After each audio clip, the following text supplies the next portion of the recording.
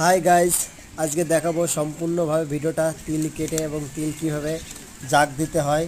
এই দেখো আমাদের চাষি ভাইরা তিল কাটছে, দেখতে পাচ্ছ গাইস। এই যে তিল কাটার পরে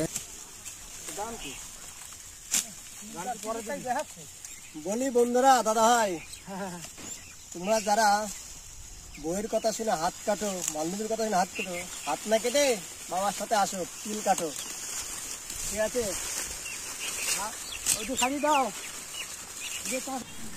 আমার এই আর এক কৃষক ভাই এই যে নাড়াটা কাটছে, কলার খাতরা এটাতে বাঁধা হয়। এই যে দেখতে পাচ্ছ, এইভাবেই বাঁধা হয়। বাঁধার পরে আমাদের দেখো বাড়িতে এনেছি তিল, এবং তিল আনার পরে এক জায়গাটা জাগ দেওয়া হচ্ছে, মানে পচানো হয়। এখানে সব ফ্যামিলিতেই জাগ দিয়ে পচাচ্ছি।